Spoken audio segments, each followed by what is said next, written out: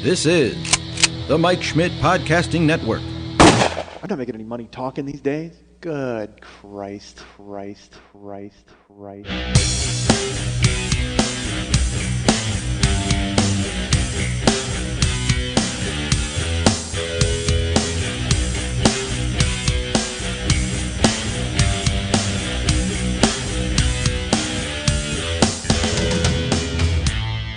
I'm a dick, folks. I'm not going to lie to you. Still am. I guess I am a decent guy because I'm a fucking jerk. And I'm not a jerk.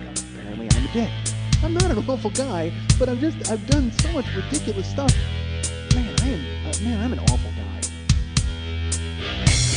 Hey, what's happening? Mike Schmidt, 40-year-old boy podcast. And folks, I feel fucking terrible. I'm not going to lie. I wish this is a Thursday record. All right. We're doing that, which I posted on Facebook and on Twitter. And I'm sure you folks are all following me there. So, you know what? And it's funny. I didn't send an email blast out to my emailing list because I'm not a rapping skateboarder who sends an email blast. What an idiot. All right. So. A rapping skateboarder? How awful would that be, by the way? If you went to a concert and there was a rapper just skateboarding around, I would be upset. If I go to that concert, I'm upset there's a rapper, and I'm upset there's a skateboarder. And actually, if you combine the two of them, quite frankly, I'm not happy with that at all. I asked for my money back at that show. I'm not going to lie to you. I got tricked into buying a ticket to that goddamn show because I thought there was going to be a barbershop quartet on bikes, but instead. I went up with a rapper on a skateboard. I like all of my music on modes of transportation, but not skateboarding. All right, that makes no sense, folks. I'm out of it. I'm confused. Again, it's a Thursday record, and on my Facebook and Twitter, I put that there was a burlesque emergency, and Lili was called away and had to go. To the burlesque poles, and she slid down into her burlesque woman costume, and then hopped into the burlesque mobile.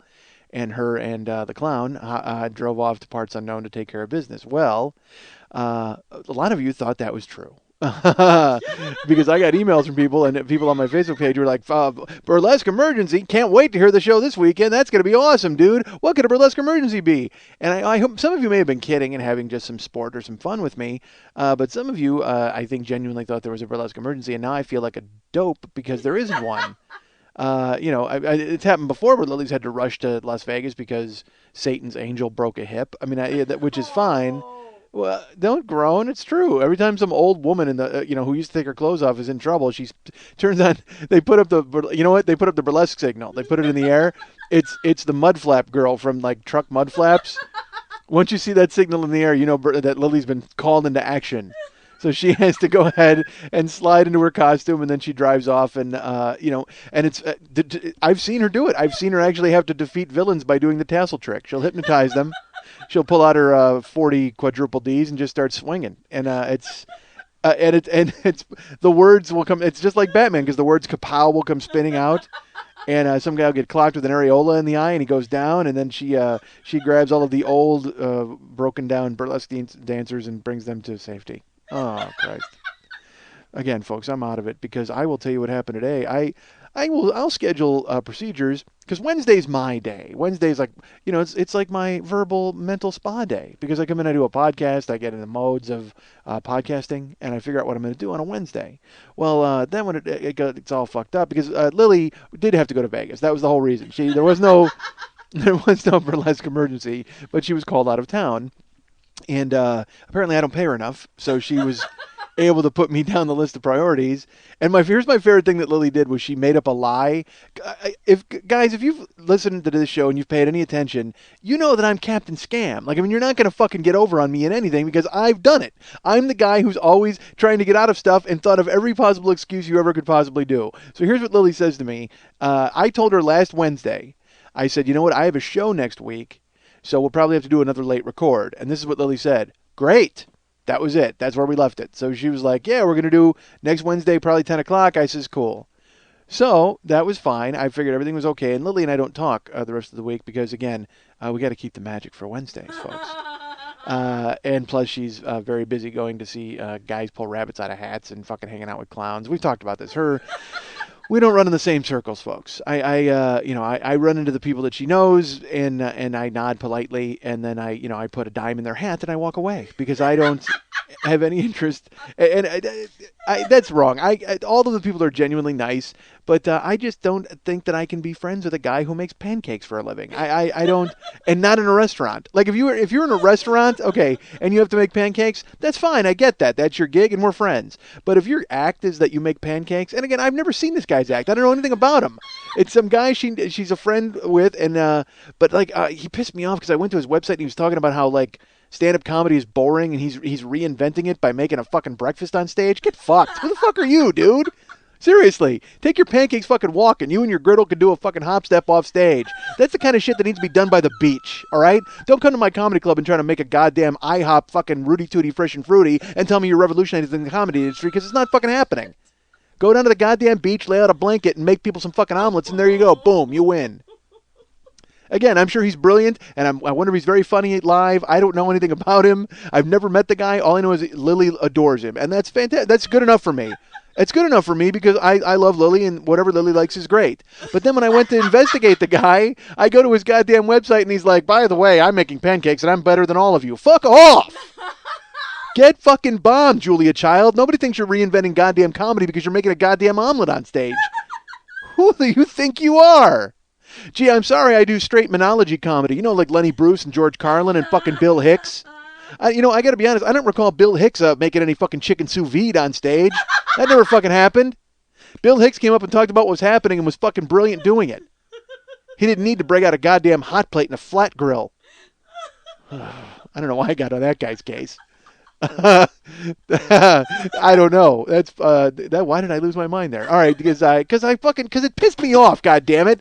Because I wanted to like the guy. Because Lily's like, oh, you know what? He's a pancake juggler, and he again, pancake juggler. Not enough to just make fucking pancakes. Now he's got to fucking throw in sleight of hand. What the hell? So I wanted to like him, so I went online to check him out because she's like, oh, he's so great, he's brilliant, he's this, he's that, and then I find the fucking guy, and like I said, on his website, it was just this weird, I'm judging the guy by one paragraph, but you know what, if you type a paragraph where you're like, I'm changing comedy, yeah, but usually go to a comedy show and it's boring because it's just guys talking. Yeah, because they're funny. Don't fucking judge all comedy shows by the ones you went to where people weren't funny, because guess what? There are funny fucking people out there who don't need a side of orange juice with their comedy. I just don't fucking tell me about my business. All right, so my business that I don't fucking do. All right, so yeah, fucking Pancake Jones he's booked more than I am. He's busier than I am in this industry. I'm sure he's played many more comedy clubs than I have. Why the fuck am I on Pancake Jones's ass? I don't know. All right, how did I get into fucking that death spiral? Because you, Burlesque Emergency, you and your friends. Oh, because I don't see Lili. I don't see her on the days between the shows, usually. We used to be pals and hang out, but now she's got priorities. She's got other things going on. So but why did I even start talking about that? Fuck, I don't know. So Lili lied to me. So here's why. All right, good. So I told her last week I've got a show Wednesday and then I'll come late. And she's like, great. So then she calls my house Tuesday, I think it was, or no, it was Monday. And she's like, hey, I just wanted to touch base with you. I know that you're going to be watching games on Wednesday, and we weren't recording that day anyway, so I'm probably not going to come back from Vegas until like late Tuesday or Wednesday, and so we're set for Thursday then, okay? All right, bye, click. And I'm like, wait, what? I don't understand what you're saying. What are you saying? So then I called her back, and I said, hey, I heard your message and it's kind of confusing. And she's like, well, what do you mean? And I go, well, you said that we weren't recording Wednesday. And she goes, yeah. She goes, I know you said you were watching the Phillies Wednesday, so we weren't going to record, so I figured we'd do it on Thursday. You're making a face. You said that. I sent you an email last Friday saying they fit me in for a 9 a.m. Never got that email. Thursday. Never got that email. Never Seriously? got it. Yes, I got an email from you that detailing like all the hosting money and then all the shampoo and stuff you needed. I knew that because, by the way, folks, I do Lili's shampoo shopping. I don't know. That sounded fucking retarded. I got your shopping list, so I picked up all your hair products. But as far as this other business, I didn't hear about your fucking goddamn photo set, whatever the fuck. But so sure enough, but then I called them on the phone and she goes, yeah, you said you'd be watching the Phillies on Wednesday, so I knew we weren't doing a show, so let's just do it Thursday. Well, first of all, we always do a fucking show Wednesday. I don't care if I have to do it early or I have to do it late. I'd prefer to do it late than early, but if it needs to be done early, it has to be done because Wednesday is Wednesday. That's fucking Prince Spaghetti Day, and it's podcast recording day. I think now, literally, Anthony's mom sticks her head out the window and she goes, Anthony, it's Wednesday, which means time to record your podcast. He's not eating Prince Spaghetti. Prince Spaghetti Day has been usurped by podcasting recording day.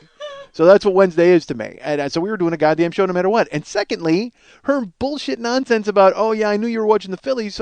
No, that's incorrect. I haven't spoken to you since last Wednesday, and I told you I had a comedy show and we'd do the show late. As far as I was concerned, there wasn't even going to be a Phillies game Wednesday because they were going to win the series by then, and I wouldn't have to worry about watching a Game 7. Or a Game 6, I should say. By the way, I don't know if you folks heard, the Phillies lost. All right, so... that happened. So, but she tried to get over on me with this. I knew you were watching baseball, so we weren't doing a show, so let's do it Thursday. And I mean, at that point, I got nothing. Because again, folks, literally, this show is me showing up at Lily's house and talking, and then I leave, and then magically a show appears later. I don't know. I got nothing to fucking do with it. I don't know. I call Mex, and then he can draw a picture. He paints the painting, and she puts together this fucking word pizza that I spit out, and then all of a sudden there's a show, and everybody's like, yay! And by everybody, I mean fucking nobody. There is nobody. Nobody goes, yay! when they hear about the show. There are people who are very nice. Like today, I had to tell people that there was going to be a show, and people were very nice, and were saying, oh, they're disappointed. And I understand that. And who doesn't understand that? Fucking Lily. Lily goes off and does her fucking photo shoot and goes to Vegas and knocks back drinks with women who used to have attractive vaginas in the 40s and didn't mind doing dude, if you invented the fan dance, keep your clothes on now. Nobody wants to know about it. All these old burlesque women are running around Vegas with Lily and regaling her with tales about the time they made an army major faint. I don't want to fucking hear all that. Oh, and then the Hays Code came along and I couldn't show my ankles. Shut the fuck up, lady. God damn it, Grandma. Oh, Jesus. I don't want to hear that. Put away your silver bush and keep your stories to yourself. I don't want to hear anything about the Golden Age of Burlesque. Jesus, God. Don't tell me about when you used to be able to dance, because right now, as you talk, I can hear your hips breaking. I don't want to hear anything about it. Oh, and then unbelievably, the censors came in and then Prohibition showed up. And then all these men would show up. Elliot Ness one time, he popped in with an axe and he chopped open a bunch of barrels of hooch. Shut the fuck up, lady. God damn, put some clothes on. You shouldn't be naked now. You can be naked from baby to hot. And then from hot to fucking tailspin, put some goddamn clothes on. That's who Lily runs with down in Vegas. She's on there with her old burlesque pals. Ha ha. They're all, I'm sure, wearing their old costumes and going to clubs and, shimmying for a dime. Stop shimmying for a dime, ladies. Have some self-respect. Do you sign your checks, Satan's angel? I don't think you do. Your name is fucking Dolores. Oh, Jesus. So that's what Lily spent. That's why your show's late, folks. Blame the fucking old burlesque crowd and a photo shoot. That's what Lily needed to do. Lily needed to go have a photo shoot. And the photos are amazing. I did see those. I won't lie to you. It's like, I'm glad she actually came in the room because there would, I don't know if you can get cum out of a computer screen, but luckily she came in before I decided to fucking run off a batch. But they're good photos, man. And eventually your photos will be up on Facebook. Yes. Yeah. She'll put them up on Facebook so you guys can go check them out. Once she gets rid of the one that has her with gourds on her breasts. Pumpkin's a gourd, right? Yeah, Pumpkin's a gourd. All right. That's the name of the show this week, by the way. Pumpkin's a gourd, right? Idiot. Means nothing. Stupid ass. You know Pumpkin's a gourd. You're just filling time. Literally, I'm just filling time. This is what happens when you don't have a guest. Should I have guests? Maybe I should just have guests. You know what's funny? I've actually thought about having guests on this show. When I did year one, I was going to have bonus episodes, and I was going to try to interview people and have them be on the show. Like I was going to do a bonus episode, and I asked a couple of comedian friends of mine, and I was going to have them on. And that didn't happen. Just because, comedy, recording-wise and stuff, I'm sure Lily had a photo shoot, whatever. All sorts of different things happened, and real life interfered, and I wasn't able to do those. Because, honestly, I announced the year one set was coming way before I was prepared to do the year one set, and so I had to write all the liner notes. Here's something that you would think I would be doing, folks. You would think that I would be writing the liner notes the week I do the episode. Incorrect! I like to wait till week 52 and then have to write 52 weeks of liner notes. Unbelievably stupid. That's what I did last time. I wanted to make it, again, this is episode, 33? We're at Scottie Pippen this in year 2. We're at year 2 Scottie Pippen, and I haven't written one liner note. So it's like, and I don't even know if there's going to be a year 2 set. Who the fuck knows? I will tell you that the overwhelming success of year 1 indicates to me that I should have a year 2 set. But right now, I don't know. But I'll tell you what. So you would think that I would do liner notes. You would think that I'd be prepared. Is my point. But I'm not. So, but as far I've actually thought about having a guest. Like in my brain, I was like, maybe I should have a guest on a show. Like that'd be fun to change it up and throw a curveball. And then I think to myself, Jesus Christ, I couldn't have a guest. I couldn't. I talk too fucking much to have a guest. What would a guest do other than, you know what? Actually, I have a guest every week. They sit here and nod. I never get to them. You know what? That should be the conceit. I should introduce my guest every week and then just start talking. And at the end, I want to thank my guest for being here. As a matter of fact, you know what? I have very successful podcaster Mark Maron here today. Mark, thank you for being here. Mark is here. He's a host of the WTF What the Fuck podcast. I don't know if it stands for What the Fuck, but it's called What WTF with Mark Maron. And we're glad you could stop by, Mark. Thank you for coming. I'll get to you in just a second. Anyway, and then at the end, do an entire fucking show. And then at the end, I want to thank my guest, Mark Maron, for being here. It's Mark again. Thank you for coming. That would be fucking hysterical. God, I wish I would have thought of it. All right, so, you know what's funny? It's stupid. I did think of it. Dummy! I did think of it. I wish I'd have thought of it sooner and just done it instead of fucking pulling back the curtain and showing you everything. God damn it. You and your little dog, too. All right, so... how gay am I, by the way, with every fucking, some guy wrote me and he goes, you pulled out an Alison Moyet reference? Nice job. And now I just throw a Wizard of Oz in. I mean, eventually you're just going to hear slurping noises one week. It's just going to be me getting violated. And by violated, I mean in complete agreement with someone putting something in my mouth. All right. So, speaking of that, holy fuck. Speaking of that, unbelievably, it's weird that that would have come up. I don't feel well. I think I mentioned earlier in this that I'm not feeling good. Here's why. Because I scheduled the podcast on Wednesdays until this sham happened. So we had to do it on Thursday. And so I had another thing scheduled for today. Folks, I had a dentist appointment.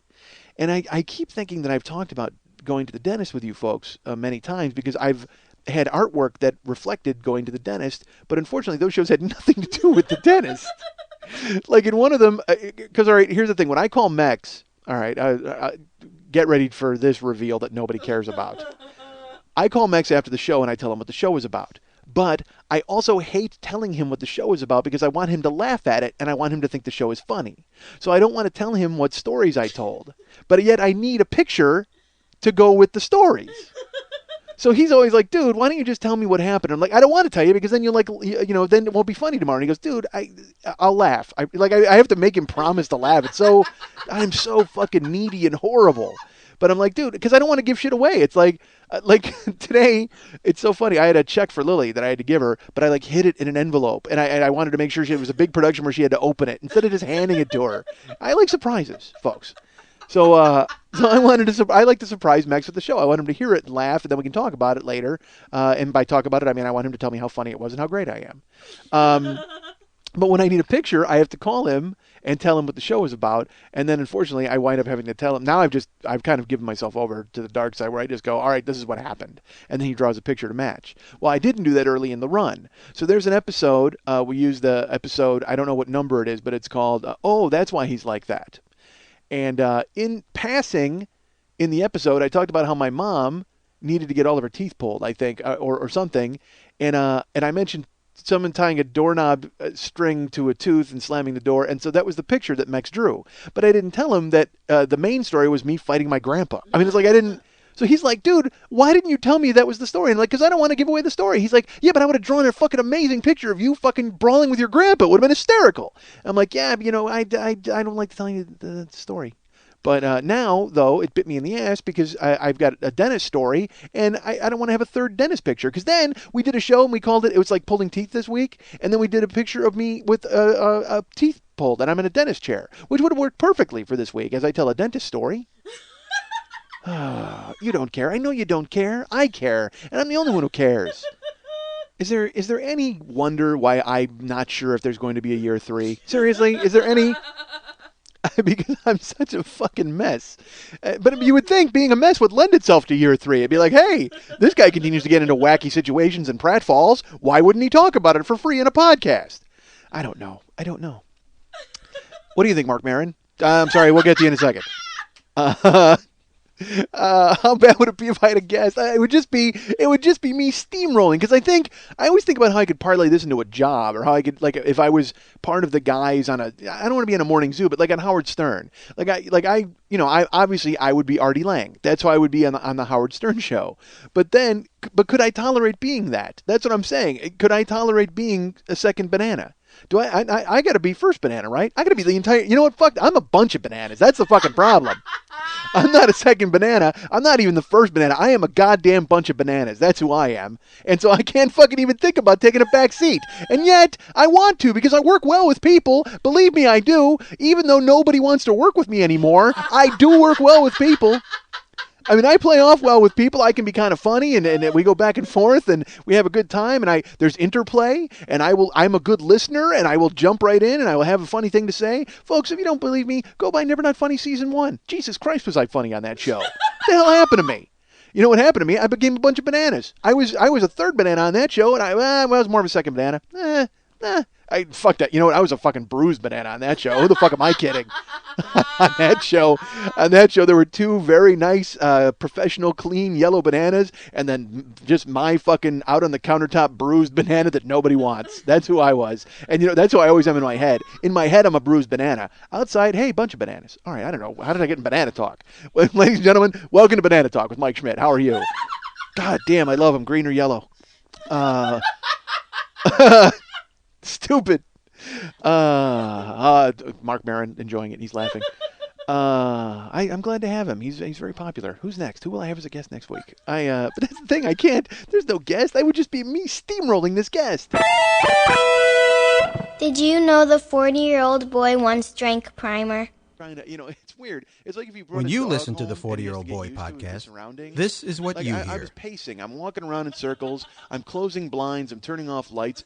This is what he hears.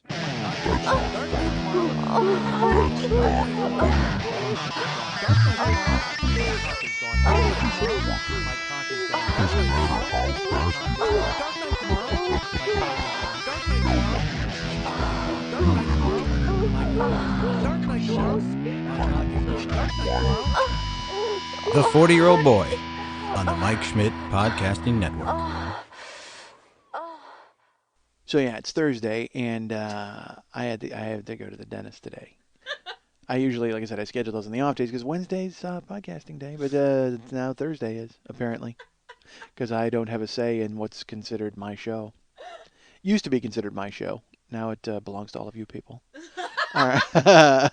I went to the dentist, and I'm not going to lie to you folks. I could not be. I think somehow the people at my dentist staged a knife fight in my mouth. I'm still bleeding a little bit. Like it's oh fuck. They went ahead. First of all, I'm at a new dentist. Okay, my old dentist. I think I told you about him because he didn't wear underwear, and hell, that's worth talking about. I would be like lean back in the chair, and it would be turn around and be like, "Hi, how are you, cock?" I mean, that's not good. Because they always wear like really comfortable looking pants, and I guess super comfortable because he didn't bother wearing underwear. And the other thing's like, I need to have these comfortable pants caressing my privates. Caressing my privates, by the way, the worst gay porn ever filmed. Nice army motif. So Karen switched dentists now. We have a new dentist. I don't know how our insurance jumps around, but I'll tell you this: with cocky Mick Open Your Mouth. I mean, I had to go there, and for some reason I'd always get dinged. Like on the way out the door, they'd be like, "Hey, by the way, you owe us $400." How the fuck do I owe you $400? I mean, it's obviously not paying for underpants. But I had to cough up money all the time. But now, new dentist, Karen went in and got like a bunch of stuff done. It cost her $20. I'm like, how did we get the new insurance coverage? She's like, I don't know. It's awesome.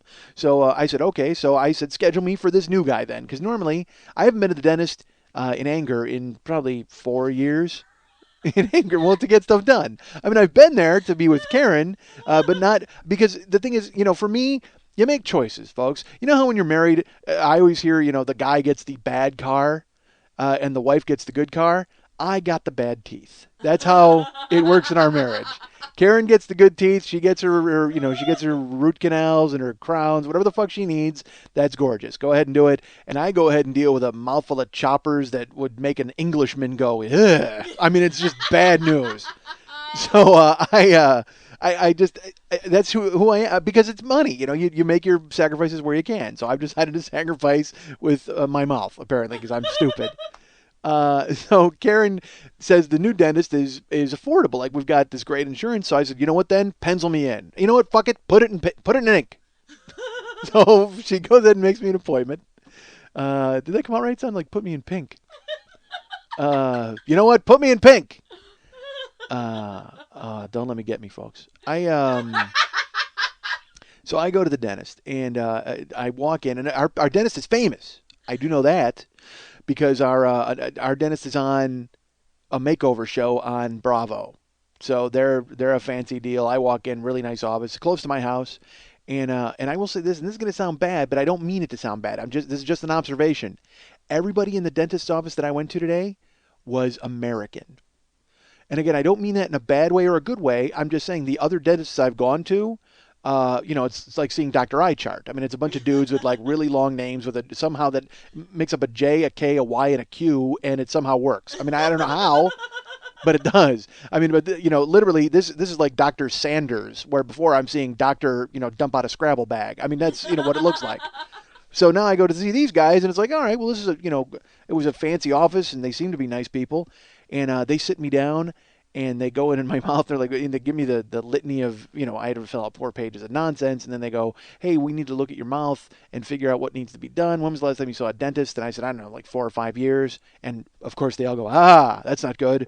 So they climb into my mouth and they're looking around and it's like 2 chicks, Tina and Veronica doing a fantastic job, I will tell you. And Tina goes in first and they go, all right, you need a serious cleaning. I don't think that's good, by the way. When the dentist uses the word serious, that's something like your rug would need, not your mouth. I mean, it just sounds awful.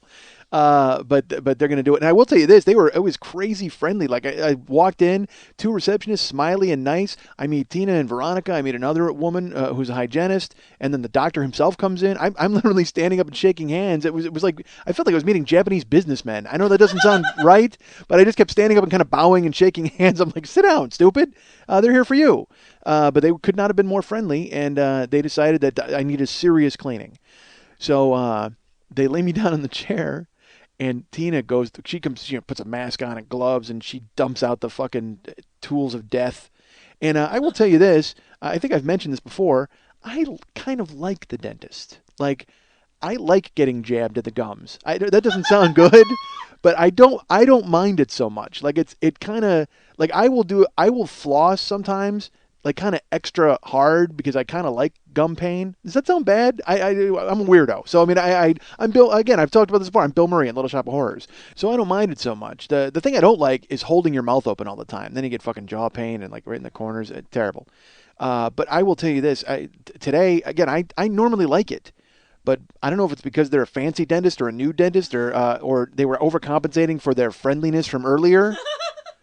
But seriously, is it good when the dentist comes in and says, on my command, unleash hell? I mean, that's not good, right? When they're going to take something out of your mouth? That's what it felt like. It felt like Russell Crowe was just punching my molars. What the fuck? Put those things down. You know what it felt like? I'll tell you this. It felt like the Devil Doll from Trilogy of Terror was chasing Karen Black around my mouth. That's what it felt like. Oh, God damn it. She's digging and jamming. And she goes, you're going to see a little more bleeding than usual. And I'm going to say, you know what? Any bleeding would be more bleeding than usual. Who comes in and goes, yeah, I got a lot of blood dripping out of my mouth. Is there like a Dracula or a mummy coming in? A mummy? I don't know if mummies have blood dripping from their mouth. Do they? I don't think they do. If they did, it would soil their bandages. So I lay there. She's fucking gouging me, man. And I'm trying to keep my eyes closed. I'm like, and I'm okay. Again, I'm good about it. I'm not a complainer and I have a pretty good pain threshold. But then I'm not lying to you. She's kind of digging around and she's digging and digging. And I see her and she kind of moves. And you know how you squirt spit out of your mouth? Like when you know how you can do that with your tongue? Like, you ever see those lizards? Remember in Jurassic Park when the fucking dinosaur he like reared his head back? He's like, and he shoots the poison out of his mouth. You know, I can do that. Like I can gleek. It's called gleek, right? When you can kind of spit out of your mouth without spitting.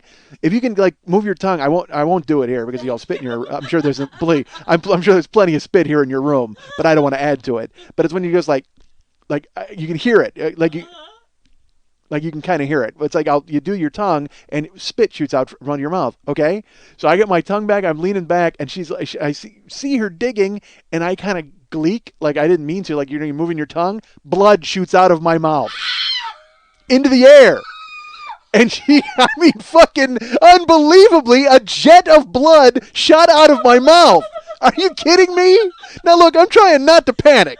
I'm enjoying it. I'm leisurely leaning back and letting a woman sculpt my mouth like she's crafting a bust of Mr. Brady. All right, she's going off inside my mouth, and that's fine. I'm dealing with it. But when I fucking gleek blood, that means that we've got to call a halt to the proceedings. Jesus Christ. I saw it. I got my eye, because you got the dentist light in your eyes, and I'm leaned back, and I gleek it, and I see the blood shoot up, and she goes, whoops. And I'm like, yeah, whoops. You're goddamn right, whoops. So she leans back, and she's got to like kind of mop my face, and I'm like, this isn't good, because then I can feel it, and you can taste blood. You know, blood tastes like pennies, or like Coke, like warm Coke. All right, this will sound weird. For years, I had a theory that, there was always a secret ingredient in Coca-Cola. I thought the secret ingredient was human blood. Because if you let your Coke sit out and it's warm and then you drink it, it has like a metallic taste to it, which your blood also has, which you would know if you've ever gleeked your blood. Or, if you ever suck a cut, like if you cut your finger and you immediately put your finger in your mouth to get that metallic taste, like sucking on a penny. That doesn't sound good at all. I don't know who's sucking on a penny, but it's like licking a battery. God damn it. How many analogies? This is the analogy show. Literally everything I've come up with is you know what? This show is something like a something. There you go. How about that? God damn the analogy show. So, but that's what it is. It's like, I always thought I didn't really think the secret ingredient in Coke was blood, but I wouldn't put it past them. So I gleek blood all over the place. She's like, whoops, she's got to wipe my face off. And she's digging and just go. And then they come in. And I have great insurance, but then they come in. They go, you know what? You're going to need irrigation, which is $140.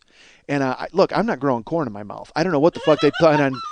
I don't need you to put in a goddamn ditch, or we can go ahead and get plants growing in there. And she's like, no, it's like a medicine. And I'm like, all right, whatever we got to do it. That's fine. Because I'm feeling guilty because they put you in that position where they come in and they're just like, oh, you're going to need that irrigation. It's a medicine for your gums so you don't get periodontitis or gingivitis or whatever the fuck this other picture is. Where you don't want your mouth to look like this picture, right? So they'd shame you into saying, yes, I'll pay $140 for I don't know what the fuck, but go ahead and do it.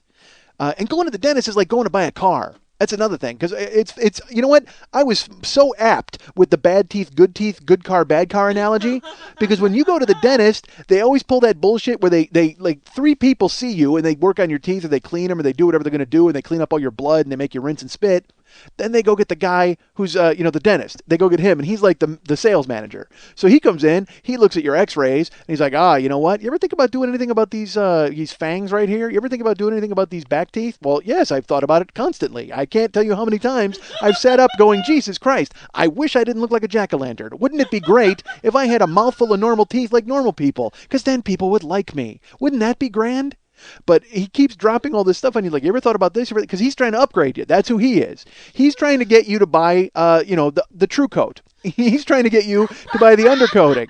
He's trying to get you to get the undercoating for your mouth, trying to get you to get the satellite radio for your mouth. He wants you to get the GPS for your mouth. And I'm sorry, currently in my present financial position, my mouth is as is. There will not be any upgrades. So he's going through the whole, you could do this, you could do that. I apparently he could put spinning rims on my bicuspids. I don't know how that works out, but he's willing to do it. Whatever the fuck I want. Gold fronts, boom, done. This guy will do it. And I listen patiently. And again, I'm embarrassed because I wish I could do all that shit. I wish I could, literally, wouldn't you just want to say, you know what? Pimp my mouth. Absolutely. God damn it. I'll take 2 of those, 6 of these, some of those naked lady teas, and I'll buy a bowl of soup like that and get a hat with it. I mean, just do whatever the fuck you want to my mouth. Pimp it. Pimp my mouth. But you can't. I mean, unfortunately, you can't do that. So I had to look at him, and I listened patiently as I sucked blood out of my gums. And I said to him, I am presently ready to do whatever my insurance will allow me to do. He's like, okay. He goes, well, I don't know what that's going to entail. I'll turn it over to Edith, because now Edith's the closer. You know what I mean? Edith has to go and crunch the numbers, and she's going to come back. And she's got a napkin. She's going to slide it across the table. I'm going to pick the napkin up, wipe all the blood off my face, and then look at the number she wrote down. The whole transaction it's like buying a car. So she comes back with the numbers, and what they've decided on that they should do is I have 6 fillings from when I was a kid, like silver fillings. He goes, you know what, we can make those white fillings, we can take those and fix this and do that and carry the 6. And I said, look, whatever my insurance allows, go ahead and do it. He goes, all right, Edith will crunch the numbers. So Edith splits, comes back, she tells me to get 6 fillings redone, $25. Done. Do it. And she goes, all right, we're going to have to split it up over like 4 appointments or 2 appointments. I go, can't you just do it all in one day? Like I'll come in, pimp my mouth, do it. Rampage. And she's like, no, it's got to be split up. So I said, okay, that's fine. So she takes off to go crunch some numbers. Now I'm sitting there alone in the room, and I look around, and I look at the bib on me, because again, they've done the cleaning, but they still haven't done the irrigation.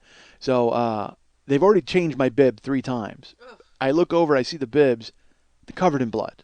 I mean, just blood everywhere. And then I look down, and there's blood all over like the instruments, and there's blood on the sink. I mean, dude, the woman comes. I didn't even notice it until the hygienist comes in. She starts to kind of clean up. She moves the light, dude. There's blood on the light. That's because when they pulled the light close to my mouth, blood. It must have, when I gleeked it, or what. I guess I had done it before. It had shot out onto there's blood on the light. The whole place looks like a fucking crime scene. I mean, it's like, who the fuck did my teeth, Dexter? I mean, it's the craziest mouth ever. There's blood everywhere, and it's and it's so funny. I have a comedian friend named Jim Hope, and he used to do a bit about how you can improve any story by saying there was blood everywhere. Like, it doesn't matter how boring your fucking story is. At the end of it, if you throw that sentence in, it makes everything better. So yeah, we went to the store, and it turns out they were out of the avocados. And there was blood everywhere. Jim Hope is fucking hysterical. All right, so and that's his bit. Please don't. I'm giving him credit, and I did it, but it's his bit. I don't want anybody to go, you stole Jim Hope's bit. No, I didn't. Jim Hope's a genius. So I love Jim. Jim's a great guy. So I went to Jim. One time, Jim and he involved me in a project when I first moved back to LA, because I knew him when I first started comedy here.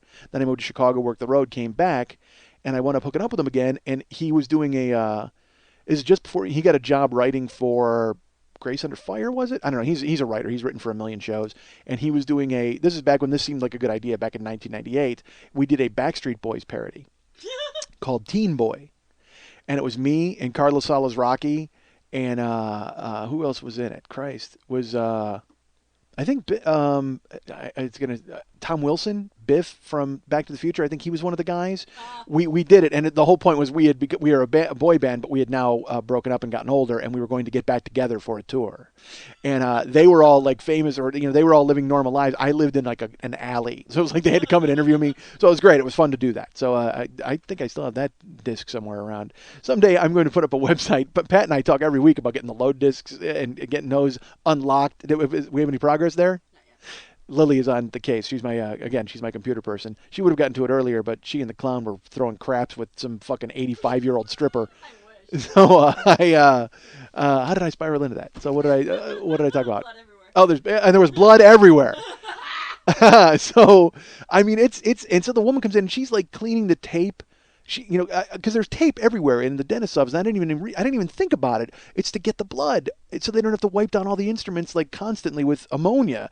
But they do anyway, thank God. Because then she came in and she basically scrubbed down the room, gave it a Silkwood shower while I sat there waiting to get this fucking irrigation done, and my numbers got crunched. So she splits. I'm in there, and I keep noticing blood. There's blood. I keep seeing it. It's creepy, and I keep spitting blood too as I sit there. Oh, it was just grim. So I'm alone for 5 minutes. I'm looking around, trying to figure out what I can do to compose. There's a TV. Like, I'm like, well, should I turn the TV on? I don't know what's happening. But then Veronica comes in the room and goes, we got to take some pictures. So, they've already done the x-rays. They had to do like 18 x-rays and put them into the computer. So then she starts taking actual like digital photographs of my mouth. And she gives me these metal hooks, and I have to spread apart. I have to put them in, and you know what I do? Seriously? I have to goatsy my mouth. That's what I have to do. My face was goatsy, so I had to put in the fucking hooks and spread open as wide as it can. I spread open my mouth. By the way, if you don't know what goatsy my mouth means, please do not Google it. Yeah. You do not want to Google that and find out what it means. Goatsy is it's a horrible, horrible image on the internet. You don't, trust me, you don't want to get in. I don't want to even give you the backstory, but please don't Google it. I refuse to be blamed. But basically, let's put it this way. Use your imagination. If I had to put big metal, like, things in my mouth and spread it open as wide as it will go, okay, just think about what that means in the terms of Goatsy and something horrible you don't want to see. All right, so then she's taking these up-close digital photos of my mouth, and she's jamming, like, mirrors in there so she can get uppers and lowers, and she's doing, and, I mean, it's kind of humiliating, quite frankly, because I didn't shave. I'm still sporting a playoff beard, folks. I can tell you that. And so then I see the photographs, like she puts them on the computer, and I look around, and you can just see like horrible whiskers and mouth, and it looks like they were working on the mouth of a Wolverine or something. And I said to her, I go, if that was going to be a lifetime document, I would have shaved, for Christ's sake, because again, I'm sporting a playoff beard, folks. That did not work. Let's put it that way. We all know that my playoff beard didn't work, but I couldn't bring myself to shave it today. So she takes all these pictures, and they got all the X-rays. They load them into the computer. She takes off, and so then I'm alone again in the room, and I'm alone for 5 more minutes, and 5 minutes becomes 10 minutes, and now I'm looking for a way to occupy myself. So they leave all the instruments there, so I pick those up. And I take a little mirror, so I do a little impromptu dental work on my own mouth. I put the little round mirror in, and I start poking around with the little spiky thing, and this is awful because then I took the spiky and I put the mirror and I poke it, and it looks like I stabbed a raw steak because like blood just runs out of my gums. I'm like, oh dude, why would you even look at that? But then I did. I took a little mirror, and then foolishly I put the mirror like right up to my eye, and then I'm trying to use my other eye to look at the mirror. I'm bored out of my skull is basically the point. I'm praying to God that nobody comes in with a gun and shoots all of the dental people because my DNA is all over the room. I mean, they're gonna track me down. Even if I run and get away, they're gonna be like, I think our gunman suspect was this guy. This guy, apparently, because of my DNA. And speaking of DNA, let me drop this. You know what? Fuck. Let me go ahead and say this real quick. Diverting. I have to divert from this story because you know what I saw the other day? It fucking made me sick. And I shouldn't even tell this story. Now I have to after that build-up. I stopped at a gas station. I was at Chevron, and I had to get gasoline. That's what they sell there. And as I'm gassing up, a guy, he pulls up and he's putting gas in his car. He leans on the gas pump, and he starts trimming his fingernails at the gas pump.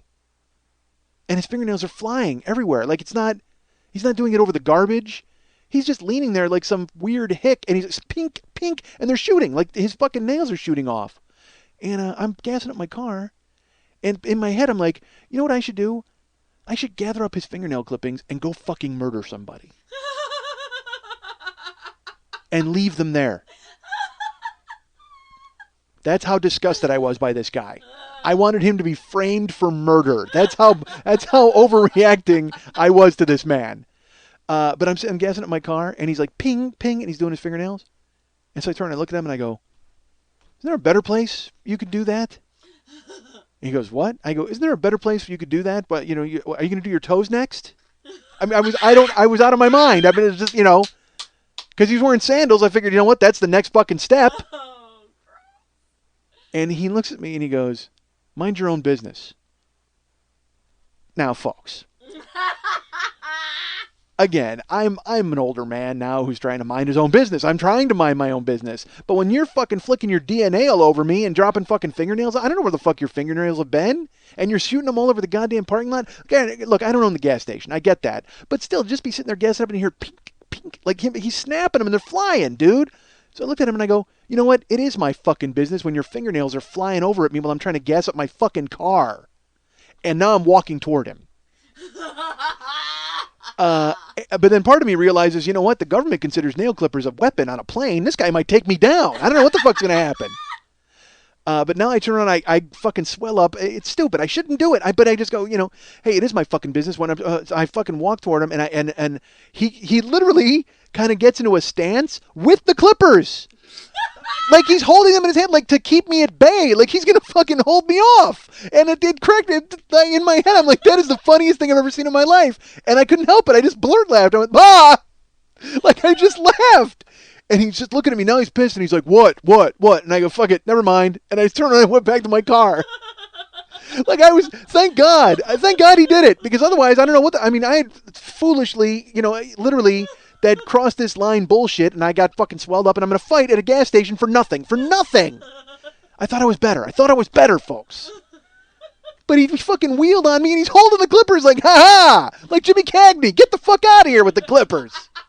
And again, on a plane, that guy's holding a deadly weapon. Who the fuck knows what happens? Air marshals shoot him. I go down. Everything's a problem. But in the gas station, I couldn't help it. I just went, bah! And then I turned around. He's like, whoa, and never mind. I literally said, never mind. Like, never mind, fight. Like, who does that? Never mind. I don't need to fight you, sir. Dummy. So I just went and gassed up my car and laughed. Stupid. All right, so. How did I spiral off into that? Oh, because my DNA was all over the fucking dentist's office. So there's blood everywhere, blood on the instruments, and I'm bored out of my skull, and I'm laying there. So then they have the buttons for the chair. Oh, no. Where you can make yourself like lay down and stuff. So I don't know what they do. There's 4 buttons, and then there's other buttons that just kind of, you can go up a little bit or to side. So I pushed button number 1, and it leans you back. And I'm like, all right, well, I can live with that. I push button number 2. Dude, it totally goes all the way to the floor. Like, it's like it makes you parallel to the ground. Like, and then even more of a tilt. Like, I think it almost is like to slide a dead guy out of the chair. That's how much it tilted backwards. Like, so I'm leaning way back, and I'm kind of like, all right, now I can't see the numbers. So I got to hope I hit the right number. So then I hit number 4. I reach over and I hit 4, and 4 puts me back into the position that I was in. So I'm like, I don't like this one so much. So I go back to 1, which is kind of like sort of laying down. Then I hit 3, and I start going up. The chair goes up. And not just the back. I mean, the entire chair starts to go in the air. And keeps going in the air. And it keeps going up. Like, I mean, I'm going up toward the ceiling. Like, it's fucking awesome. So I'm going so high that the light is kind of like starting to get knocked into the wall. So I kind of move the light over. And it's like... And I'm rolling with it. I'm like, this is great. So I've got to say, I'm probably 7 feet off the floor and still going up. I'm like, I think they changed people's oil in this place. Why the fuck does this go so high?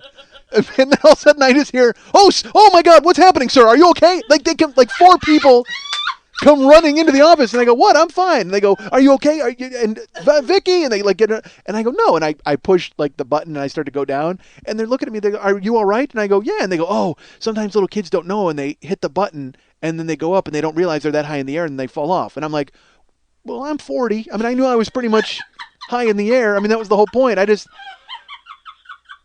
Because it made me laugh. She's like, little kids don't know. And I go, yes, little kids don't. But go ahead and take a look at the computer. You'll notice that I have a beard. I think I can handle the high up in the air thing. So she looks at me and goes, well, then why were you going that high? And I go, because I wanted to see how high it would go. And she just looks at me like, what are you? And she just starts laughing. I go, yeah. I go, 1's pretty good because it just leans you back like to get your teeth cleaned, but 2 lays you back too far. So now I'm like I'm the 3 bears. Literally, she's Goldilocks and I'm the 3 bears in the dentist office. You know what? 2 goes back too far and 3 goes up way too high, but 1 was just right. So I start telling her, I go, yeah, I go, 2 dumps you way, it goes way back. And but 3's pretty cool. Like I just wanted to see how high it would go. She's just like, all right, well, do me a favor, don't touch the fucking buttons. And I'm like, yeah, okay. She didn't say fucking buttons, but, she's just like, she just starts laughing. She's like, all right, sir, we just want to make sure you're okay. And then she leaves, and then you can hear them, like, in another office, just like, they just start laughing, because I'm sure they're like, who's that idiot? And then I'm just sitting there, I mean, don't leave me alone for 10 minutes? Seriously, you can't leave me alone in a room for 10 minutes with a mechanical chair and pointed instruments. You don't know what the fuck's going to happen. I don't even know what the fuck's going to happen. You put me in a room, I'm bleeding, I got a mechanical chair and pointed instruments. Fucking anything could happen at that point. I almost killed a guy for personal grooming at a gas station. I can't be trusted. Don't you people know this? You're listening to The 40-Year-Old Boy. Coming up later, comedy equals tragedy plus, you know what? Fuck math. On the Mike Schmidt Podcasting Network. So they finally get me down from the ceiling. I'm in the chair. And I'm waiting, and I'm done at this point. I've the bills, everything's all totaled up. All my horrible pictures are in the computer. All I need now is this irrigation thing. And she comes in and she's like, all right, it's kind of like the cleaning. It's in a needle and I'll have to walk it along your gums and kind of shoot it. I saturate your gums with it. And you can't eat or drink for 35 minutes. And I said, okay. Is it going to numb me up? She said, no, but you're not going to like it. It's an unpleasant taste. I said, okay. So sure enough, she does it. And then I start to smell it. Like I can smell like a chemical smell. And then she fills my mouth. She's going along the gums. And I sit up to spit. And just this vile, it tasted what I assume the inside of every capsule you swallow tastes like medicine. Like, it tasted like I chewed an entire bottle of aspirin. Like that kind of fucking flavor. Oh, just chalky and awful. And you can't eat or drink for 35 minutes, which also, I got to admit, that made me laugh. They're like, you can't eat or drink for 35 minutes? Who the fuck goes to get their teeth cleaned and then stops for a fucking pizza? Nobody. Who goes ahead and has a fucking saber dance in their mouth and then goes, I can't wait to get a hot piping bowl of soup so I can go ahead and coat the blood in my mouth. You're kidding me. And you know what? I got to say, maybe when people get their teeth cleaned, they don't bleed. Maybe I'm the only guy because I haven't been to the dentist in goddamn 5 years. But apparently I wasn't allowed to eat, so that was fine. But the drinking part is just a killer. Oh, another thing the dentist did, like I don't mind when they dick around in my mouth and they fuck. That didn't sound good at all. But I think that's what the number 2 setting is for on the chair. So they hit the 2, you lean back, they dick around in your mouth. I don't mind when they bang me around with the instruments and they fucking do that and stab me. But he did this thing where he had to shoot air. Like, because he's checking out all the gaps or whatever the fuck in my mouth, and so he's shooting just air directly into my mouth, onto the tongue, oh, dude, and then your mouth it's just fucking bone dry, like one of Lili's burlesque dancers' vaginas in fucking Vegas.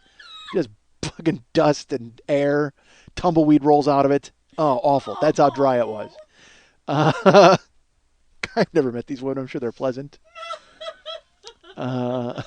So then I got up and I split, paid my bill and bailed. So that's, and then I came here. Like I called Lily. I'm like, I just left the doctor's office and I could not, literally I have a mouthful of blood and medicine.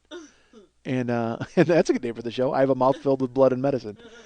So there you go. So now I'm back. I'm excited, thrilled. I should have got, you know what? I wish I'd have gone to the dentist on Halloween. And then, like, when trick-or-treaters came to my house, I would have had just this bloody mouth. I would have opened the door and been like, ha! But it would have been like a natural bloody mouth. Like, it wouldn't have been like a goof. It would have been like, oh, Jesus, what's wrong with that guy? And then I wouldn't have had to give him any Snickers. We don't have anybody who comes to our house. We have an apartment. I don't think anybody... Is there any more trick-or-treating? I don't think there is anymore because everybody's scared of Al-Qaeda. I don't know how that leap was made. I don't know how people went, hey, wait a second, the towers came down. My kid ain't going to get candy from anybody. That's fucking terrible. If anything, in these troubled times, children need candy. And they need it from strangers. So I think you should send them out to do it. Or you know what? You go and don a fucking rubber nose and take your kid door to fucking door. Do it. Be a man. But we don't get anybody. But it doesn't matter. You know what's funny is my wife and I, every year, still buy candy, knowing full well nobody's coming, and then we get to eat the candy. Horrible. Because I buy the best candy. Like I buy amazing candy. I don't give like full size candy bars, but I'll buy, I don't like the fun size bar either. I got to be honest because that is not a fun size. I don't care if it's a candy bar or a cock. That's not a fun size for anybody. So but we give like Raisinets, whatever the fuck. We give everything. We give a bunch of cool stuff. But then my wife will always throw in some weird audible. Like she's like, yeah, give them these crazy straws too. Okay, children like crazy straws. It's like bad enough you're giving them something to eat. Now you're saying here's something you can put your mouth on a lot. Oh, that's awful. You don't want to do that for Halloween. That's going to get you shut down.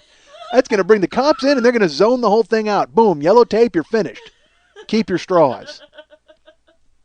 We went ahead and bought the candy. We were excited. Karen, dude, I had to work Halloween. I was in the graveyard gig, and then Karen came over.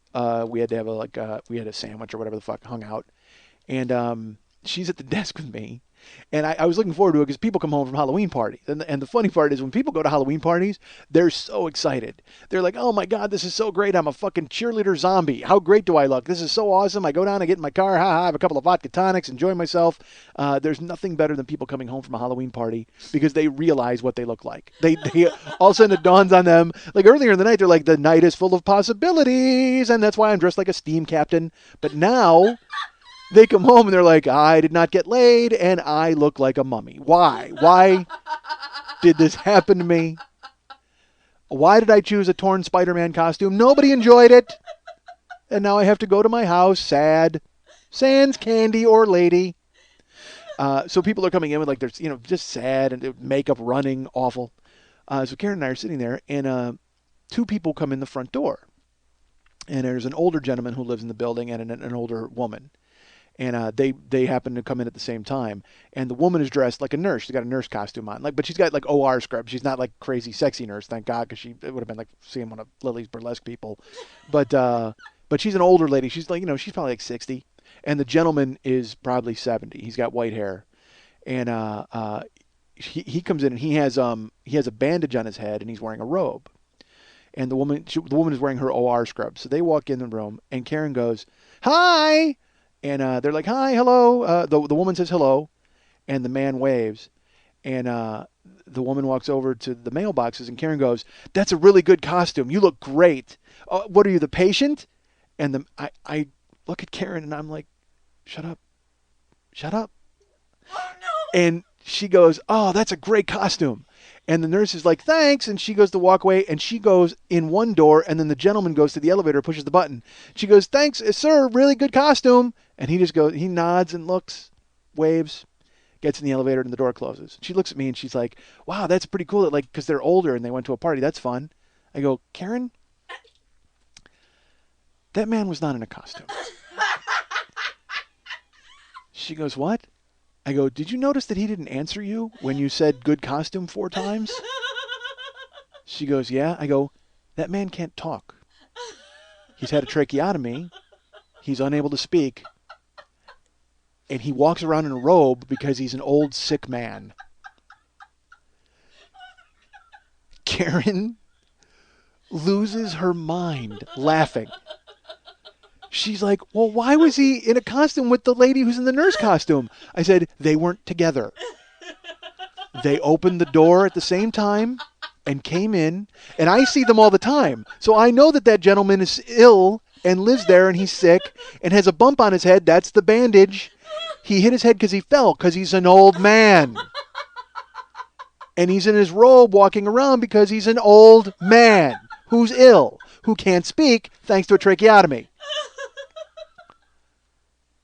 Karen, she can't stop laughing. And she's like, "Why did they came in together?" And I go, "I got to admit, it's a weird coincidence they came in together." I said, "But I did give you a look the second time you said good costume, sir." She could not. She died. I think 10 minutes. She kept laughing. And then she goes, "You're kidding, right?" I go, "I'm not kidding. Why would I believe me, I would have told you right away I was kidding." Because then the woman comes downstairs in like regular clothes again, and she's alone. I mean, then she goes back upstairs, and I said to Karen, I go, "See, she's not carrying that guy around." So that was my Halloween night. Karen, "Good costume, sir. Looks good." Yeah. I'd tell you that I think you're really off base in thinking my costume was nice, except I can't speak because I'm ill, and that's why I'm in a robe, which is not a fucking costume. I mean, my wife's a fucking sweetheart. She's so great. "Good costume, everybody. You look really nice." Oh, God. That man's on his deathbed. Leave him alone. So that was my Halloween surprise.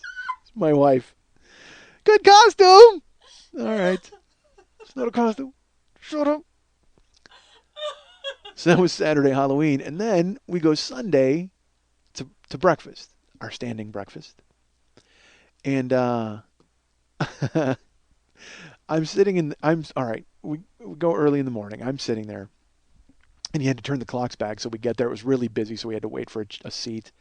And we're outside, and it was funny. I walk up, and there's like 4 people. They were talking. All of a sudden, they just stop talking and look at me. I hate when that happens. It's like, I mean, I haven't done anything yet. I just fucking showed up. Okay. I mean, I don't know. Do I look like trouble? Is that the thing? I can't figure it out.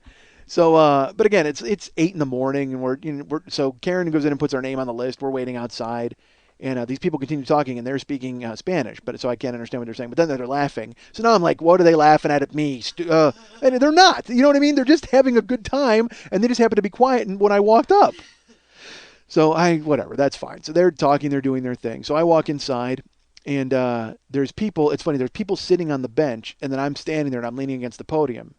And these people on the bench are just staring at me. And I'm like, why, dude? Like, it was, I think it was just, they'd all been drinking after Halloween or something. And so they're all like hungover and they had that glassy-eyed stare. They're just looking at you. And I'm like, whatever.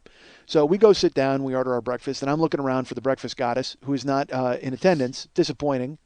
And they're not in costume, too. I thought maybe they'd be in like some weird second, day after Halloween costume, and then she'd be in like a, I don't know, a bustier or just, short shorts or like a hot, sexy referee outfit. I don't know. Whatever she's in my brain that day, she'd be wearing.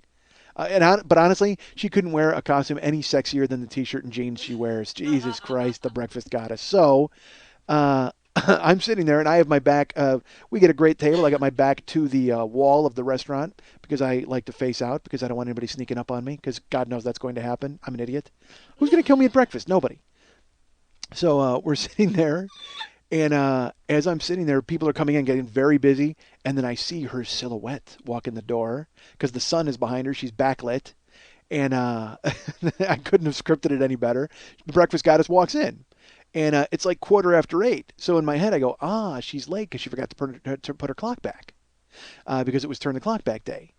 So I make up a little backstory that she was up all night, maybe out in a sexy costume, and then she forgot to turn her clock back, and then she woke up a little late and had to dash off to work. I'm sure she had some boyfriend or two at the house, and she had to tell them that, take care. But she's in jeans and a T-shirt and just looking fucking amazing. So, I've never spoken to the breakfast goddess. She just floats ethereally through my thoughts as I shovel hash browns into my mouth. So we finish our breakfast and we go to split, and I stand up and I go to pay the bill, and the breakfast goddess takes the register. This is it. This is an actual confrontation with the breakfast goddess. A conversation. I hope it's not going to be a confrontation with the breakfast goddess. That would be awful if it was. So I'm standing there, and as I'm waiting for the register, there's tables around the register. And some guy looks at me and he goes, "Hey, buddy," because I'm in line. There's two people ahead of me to pay. And a guy sitting there eating his breakfast goes, "Hey, buddy." And he gives me a hand gesture, like get out of here. Like this weird, like dismissing me. And I look at him and I go, "How you doing?" Because I don't want to fight a guy at breakfast, certainly not in front of the breakfast goddess. Maybe if I pummel the guy, I'm going to look good in front of the breakfast goddess and I'm a champion. But instead he goes, "Hey, buddy," like a second time. And literally, "Hey, buddy," like, what are you, driving a truck? What the fuck? And he goes, "Hey, buddy," like, get out. Like, you can't see my hand gesture, but suffice it to say, it's like, make your finger like a gun, like, a finger, index finger and thumb, and then go up, up. Like, that's what he does. He goes, "Hey, buddy." Like, because I'm close to his table, and he wants me to get away from his breakfast. I don't know if I'm offending him in some way. And I look at him, and I just go, I get it. And I move way over. Instead of being in a straight line, I curve the line over so I'm not close to his breakfast table. And believe me, I don't want to be close to his fucking breakfast table. It's not my fault they laid out the restaurant with a register right on top of these fucking tables, but that's how they did it. Nothing I can do about it. So I move over, and he just makes this scowl. Because he's an older man, and he just goes, "Bleh." And he literally waves his hand like that. And I'm like, all right, whatever the fuck that happened there was weird. But I'm waiting. Karen's outside smoking, of course. She's probably on her 9th cigarette. I get to the register. Breakfast goddess is there. And I go, she goes, "How was everything?" I go, "Everything was great. How you doing?" She goes, "Good." And I go, "You were a little late today. Did you forget to turn your clock back?" Creepy from the jump. I don't make small talk. I immediately come off as the stalker that she's been trying to avoid her entire life.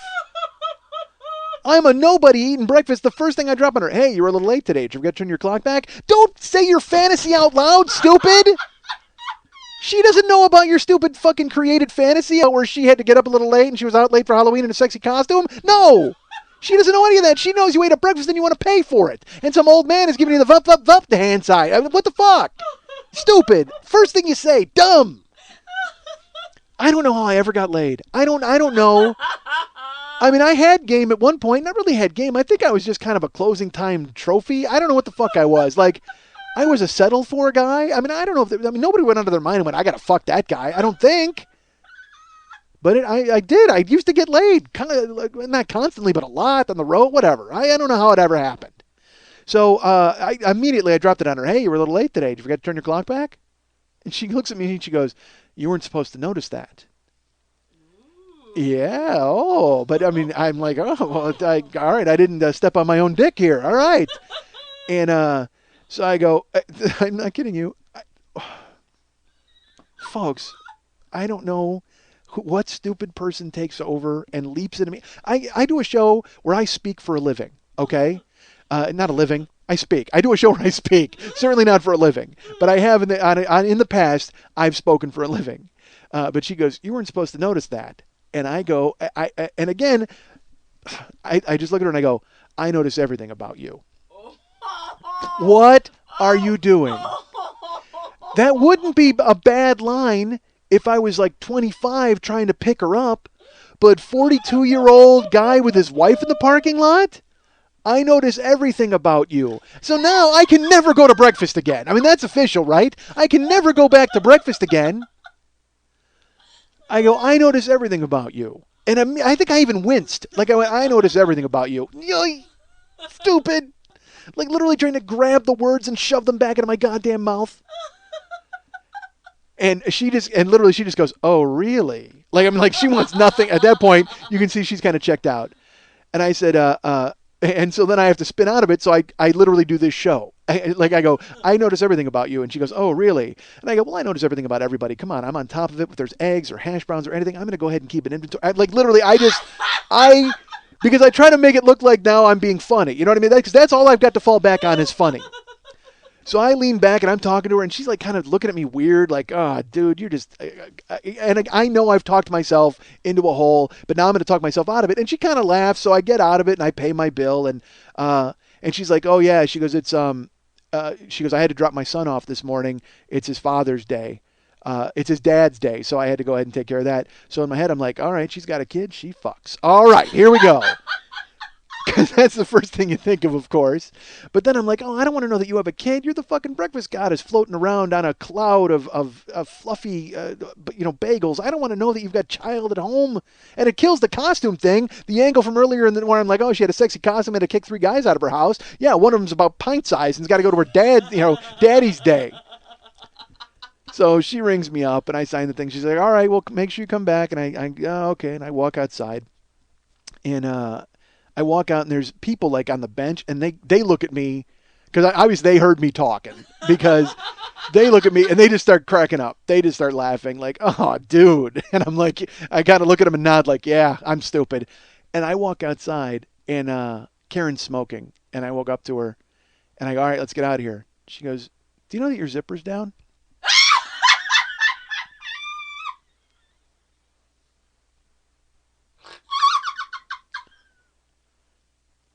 I said, what?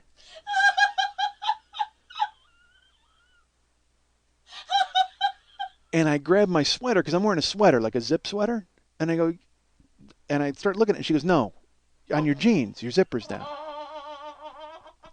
I reach down, wide open. Wide open. And I haven't used the bathroom since I left the house. So now, I think I know why the 3 people outside of the restaurant stopped talking and stared at me. I think I know why the old man kept giving me the up, up, up sign as I stood there with my cock perilously close to his breakfast. And I certainly know why the people laughed at me as I was walking out the fucking door.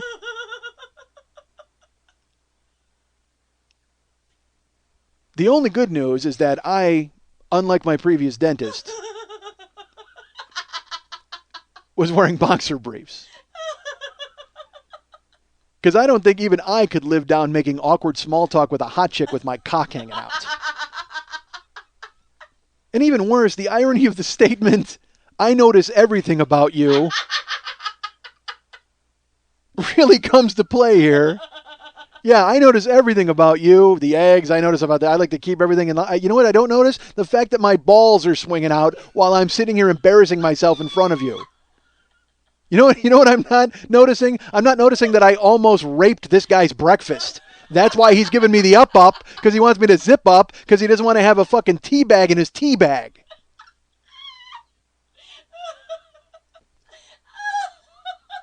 You guys can get me at Mike@MikeSchmidtComedy.com. You guys can get me at MySpace.com/MikeSchmidtComedy. As always, you can be my friend at facebook.com/the40-year-old-boy. You can be Lily's friend at facebook.com/Lily Von Stupp. And you can follow me at Twitter at twitter.com/the40-year-old-boy. And if you want to send an email to us, again, you can get me, like I said, at those addresses. You can get Lily through Facebook, or you can send her an email directly at lily@burlesque411.com. That's Lily, Lili, at burlesque411.com. Hey, what's happening? It's Mike, host of the 40-Year-Old Boy podcast, the show you're listening to right now, unless, of course, I've decided to advertise on other shows, and I don't think that happened. I wanted to tell you guys about the Year One download set, available at MikeSchmidtComedy.com. 52 episodes of the 40-Year-Old Boy. It's got all the new artwork and theme music tied in, and it's got my liner notes for every single episode. It's got, I'll tell you about the original music, the titles and running times, ramblings about the episodes themselves. So go ahead and pick up the 40-Year-Old Boy Year One box set at MikeSchmidtComedy.com. The 40-Year-Old Boy Year One. 52 episodes, $25, one brutally funny podcast. Hey, I want to apologize to people, to one person in particular. I said I was going to be at the Funny or Die comedy show here in Hollywood, and I was not, unfortunately, because real life interfered and kept me from attending that show. And there's a gentleman who listens to the show, nice guy, who I've spoken to many times on email. I haven't spoken to him. We've written back and forth. We're pen pals, but we use our fingers. All right, so it doesn't make any sense, but he's a cool guy, and as far as I know, I mean, in the emails, he seems very nice, and he showed up last night at the show wearing a Skull Pie shirt, hoping to meet me and see my show, and I fucking didn't show up, so I got to apologize for that, and that's the and you know what's funny? I should have just gone ahead and used Facebook and Twitter to tell everybody that I wasn't coming, but the thing was I contacted the guys who booked the show to see if I could go ahead and reschedule, and I didn't have to hear back from them, so I thought, well, fuck, I'm going to have to go, I guess, but then I heard back from them with a very detailed and welcome response. So I'm glad that they were able to get back to me. So hopefully I'll be able to do Funny or Die again at some point. I'll be able to reschedule it. And I will let you know when I am at other shows here in Los Angeles or in the Hollywood area. So you guys can wear your Skull Pie shirts and come out and meet me. I feel bad having an apology for one person. I could probably just email this guy, which I will. But it seems, why not? Just go ahead and broadcast it. You know what? Alfonso, take this apology. It's for you, my friend. So go ahead and enjoy that. I'm so sorry. And look for an email as well. I'm stupid. But I should have just used it because that's what, dude, if Facebook and Twitter are for anything, it's for that, right? To let people know that you're not going to be somewhere or not going to do something. Or to tell them, again, what you're having for lunch. I mean, people are very impressed and they want to know all about that. I told people that I wasn't going to be able to do the show yesterday and I'm doing it today. So why wouldn't I tell them that I didn't go to Funny or Die? I'm stupid. I should have just done it. I don't know. I'm with Max because my buddy Max is on Facebook now, and I'm worried. I think Max is gonna wind up cheating on his wife because of Facebook, and it's my fault. And I know he's not going to. Please, I'm kidding. I'm joking. But Max is, go to Facebook. My friend Max is David Hernandez. Dave Hernandez. He's one of my friends. You want to be his friend? Go be his friend on Facebook. But I talked to him on the phone, and he's like, "Yeah, dude. All these people are writing to be my friend." And he goes, "I'm just accepting girls from now on." I go, "Okay, great." That's good news. I'm sure you and your kids and wife will be thrilled to hear that. And he's like, "Oh, shut up. I'm kidding." I go, "I know, but when you people who don't know anything about those things like Facebook and you wind up getting on there and you go, you think it's ridiculous, right? Like I thought Twitter was ridiculous. I think Facebook is ridiculous. And then you're on there for 2 hours. You're killing time. You're going, oh, I know that person. I went to school with that person. Or I work with that person. And you find people and you're just looking up names. It's like when you used to Google people, you'd try to find them. But now on Facebook, if you find them, you find their picture. But I will never ask anybody to be my friend. See, all right, I'll tell you this. Literally on Facebook, I will not ask anyone to be my friend. I don't. I feel that if people want to be my Facebook friend, they can reach out to me. I know it's stupid and it's wrong and it's childish, and yet that's how I feel. Dude, my mom is on Facebook. We're not friends. We're not friends because I will not ask her to be my friend. I won't do it. It's stupid and selfish. My brother is on Facebook. My sister-in-law is on Facebook. I have a cousin on Facebook who asked me to be her friend. Guess what? We're friends. We're Facebook friends because I accepted gladly. But will I reach out to anybody? No, I won't because I feel, you know what? Fuck that. These people know that I'm out there. Go ahead and ask me. Again, I know that that's something wrong with me. But there's nothing I can do about it. I refuse to ask. And then it drives me crazy because then there are longtime friends who know I'm on Facebook. I've actually spoken to. I busted my friend's balls once. I go, dude, how come you didn't like Facebook friend me? And he's like, oh, and then he gives me it right back. He's like, oh, well, gee, I didn't know you were so fucking sensitive. And I'm like, okay, great. No, I'm just making fun of you because I can't believe you have a Facebook page and you haven't sought me out. And he's like, well, now you know I have one. And I go, uh-huh. So are you going to ask me to be your friend? So then it turns into like a goddamn high noon Mexican standoff of whether you're going to be friends on Facebook or not. Because I refuse. I'm not asking anybody. I'm not. And even funnier, Mex found all these people from our school and all the wives of our friends. They're all Mex's friend. And he plugs the podcast every week on his page. They see it. They still have not sought me out and asked to be my goddamn friend. People that I know that are, like I said, wives of friends and people that we knew in school or even younger. There was a guy, I tell stories on here about Mike Scott all the time about Mike Scott, and that someone put up on my page on I don't know if it's on my wall or wherever the fuck, a girl I went to school with put up 2 pictures of me at Great America when I was a kid, literally in a day. I don't remember 1 second of that trip to Great America. I don't know anything about it. I saw the pictures and I remembered the shirt I was wearing. It was like this blue and white shirt. I remembered it immediately. But there's one picture, it's like me and Mike Scott and I think Wile E. Coyote. We're like posing and Mike Scott commented on it. He actually wrote a comment like, oh, geez, I could use some of that hair back. Did not ask to be my friend. Mike Scott, who for years playing slap hockey in his basement, doing impossible situations, growing up on MTV, Mike Scott, after all these years, sees me on Facebook and he writes a cursory 1-note joke about his own hair and doesn't fucking become my friend. God damn it! How does that happen, folks? I don't get it. So I refuse. I can't reach out. I just don't do it. But go reach out to Mex. Go be Mex's friend. Go do that. Or maybe Mex will reach out to you. I don't know how it works. I know I don't reach out to anybody. That's how even on Twitter. But see, dude, I fucking love Twitter. Here's why. All right, I have an experiment going on Twitter now. I've started following porn stars now.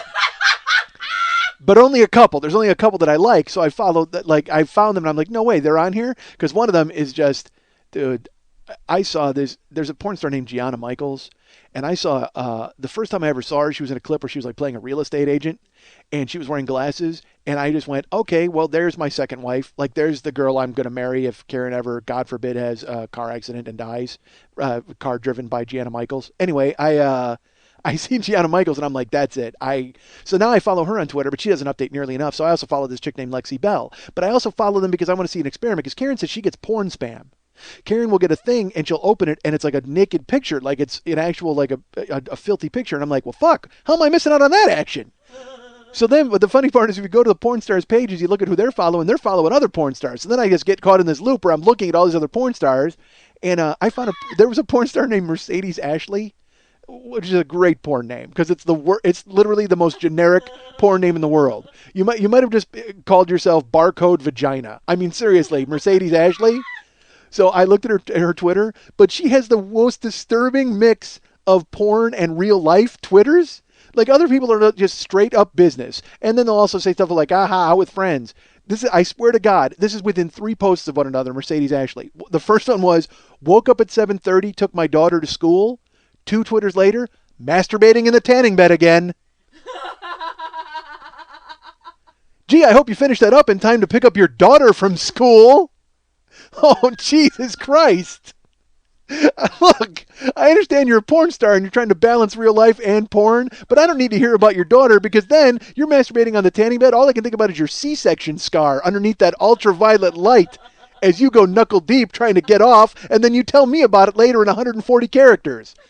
Seriously, how do you possibly lay in a tanning bed and finger yourself thinking about your girl at school going through a spelling bee? I don't know how that works, and I don't know why you would tell America about it. Really? Woke up at 7:30, took my daughter to school. And I also like the wistful tone of, masturbating in the tanning bed again. Like it happens all the time, and it happens so often, I have to tell you about it, because you'll recognize, look, we all do that, right? All of us have run off a patch in a fucking tanning bed, so by all means, I'm going to go ahead and tell you about it. Masturbating, or maybe it was like this, masturbating in the tanning bed again. Like that, she was like, I resigned myself to the fact that every time I'm in the tanning bed,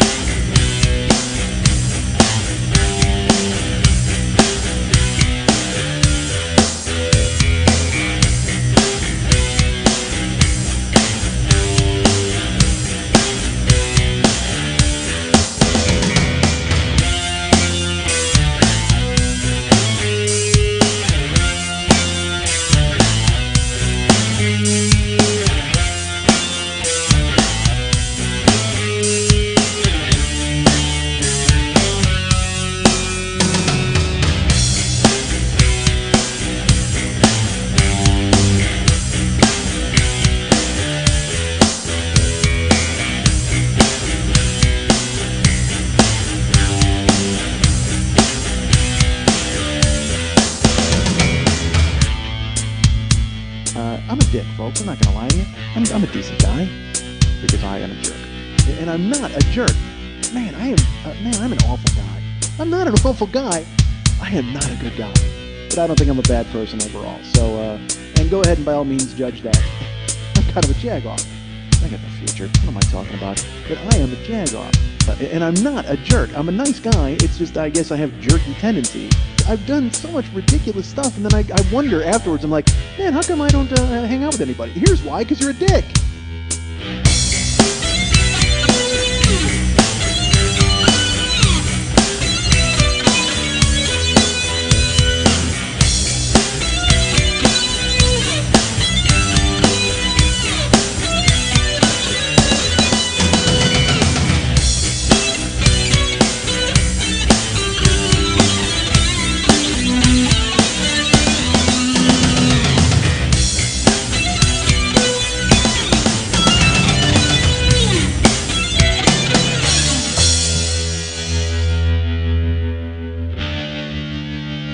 You're finished. You're finished. You're finished. You're finished. You're finished. You're finished. You're finished.